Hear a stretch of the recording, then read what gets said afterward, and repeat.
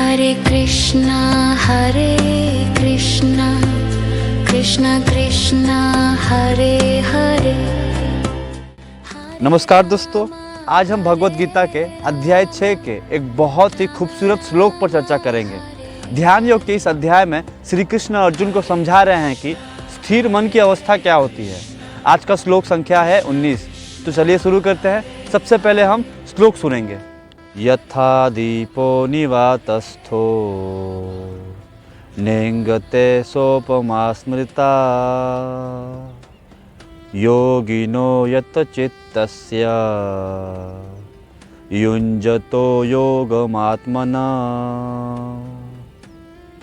अब इस श्लोक के प्रत्येक शब्द का अर्थ समझते हैं। यथा अर्थात जैसे, दीप अर्थात दीपक दिया, निवातस्थ अर्थात हवा रहित स्थान में स्थित, उपमा अर्थात शब्दों के जरिए तुलना करना, यत चित्तस्य अर्थात संयमित चित्त वाले का, अर्थात जिस प्रकार वायु रहित स्थान में रखा हुआ दीपक कंपित नहीं होता, वैसे ही उपमा आत्मा के ध्यान में लगे हुए संयमित चित्त वाले योगी के लिए कही गई है।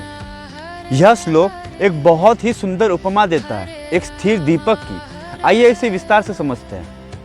भगवान श्री कृष्ण यहाँ एक बहुत ही व्यवहारिक और दृश्यात्मक उदाहरण देते हैं। सोचिए एक दीपक जो बंद कमरे में रखा हो। उस दीपक की लो बिल्कुल स्थिर रहती है, ना कांपती है ना डोलती है, एक स्थिर में जलती रहती है। अब इसकी तुलना कीजिए एक ऐसे दीपक से जो खुली जगह पर हो।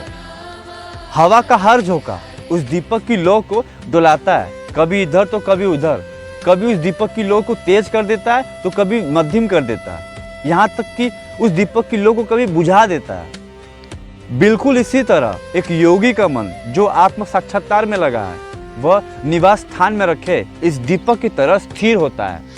उसका चित्त विकारों से मुक्त है, काम क्रोध लोभ और मोह के झोंकों से प्रभावित नहीं होता, एक ही लक्ष्य की ओर केंद्रित रहता है, भीतर से पूर्णतः शांत और स्थिर रहता है, इंद्रियों पर पूर्ण नियंत्रण होता है। यत चित्त शब्द बहुत ही महत्वपूर्ण है। इसका अर्थ है जिसने अपने चित्त को वश में कर लिया। ये अचानक नहीं होता, ये साधना है जो अभ्यास और वैराग्य से आता है। हम सभी के जीवन में ऐसे एक क्षण आते हैं जब हमारा मन दीपक की तरह डोलता रहता है। नौकरी की चिंता, रिश्तों की परेशानी, अतीत का पछतावा, भविष्य का डर कि क्या होगा जब हम ये नहीं संभाल पा रहे तो उसको कैसे संभालेंगे जो आने वाला है आपकी ज़िंदगी में। लेकिन जो साधक निरंतर अभ्यास करता है उसका मन धीरे धीरे स्थिर होने लगता है।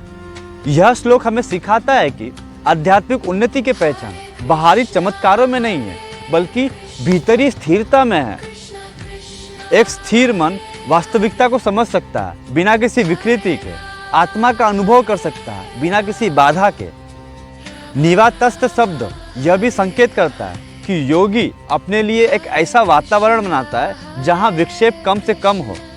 ये हो सकता है सत्संग करके, शुद्ध भोजन करके, सकारात्मक लोगों के साथ उठ बैठकर, अपने अंदर शुभ विचार लाके।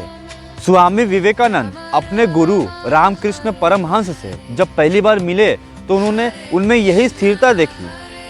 वे कहते थे कि रामकृष्ण का मन सदैव ईश्वर में लीन रहता था, चाहे कुछ भी हो रहा हो।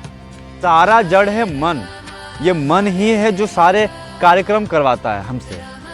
तो ये मन भटकेगा, आपका यही कार्य है, इस मन को बार बार पकड़ के लेकर आइए, जाने मत दीजिए, इसे काबू करिए, तभी आप जीवन में सफल होंगे और एक महान व्यक्ति बन सकते हैं। दूसरों की नज़र में ना सही, लेकिन अपने अंदर, अपने नज़र में आप बनेंगे, क्योंकि आप जानते हैं कि आप कौन हैं।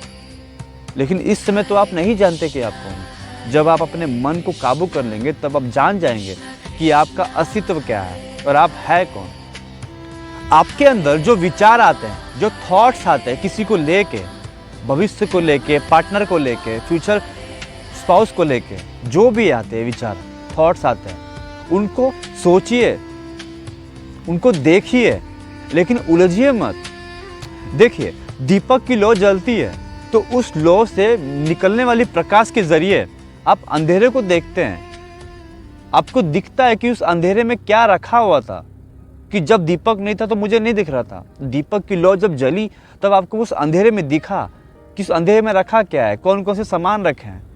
लेकिन आप उस जगह से उठकर उस सामान को हिलाते नहीं हो, सिर्फ देखते हो, दीपक की रोशनी में देखते हो कि हाँ ये सामान यहाँ रखा है, ये सामान यहाँ रखा है। लेकिन जिस दिन आप यहाँ से उठकर उस सामान को हटाओगे, उस दिन आपकी बॉडी वहाँ पे खड़ी रहेगी, तो आपकी बॉडी की परछाई में वो सामान फिर से ढक जाएंगे। समझ रहे हैं? तो आप जहाँ बैठ के वहाँ देख रहे हैं, बस बैठ के देखिए क्या क्या रखा है सामान, कौन कौन से विचार आपके दिमाग में आ रहे हैं, लेकिन उसमें उलझिए मत। जिस दिन आप उसमें उलझने जाएंगे, उस दिन आपको समझ में नहीं आएगा कि आप क्या कर रहे थे। बाद में पछतावे के सिवा कुछ नहीं मिलेगा, रिग्रेट फील होगा। तो पहले समझिए बखूबी कि आपके दिमाग में कौन से थॉट्स आते हैं।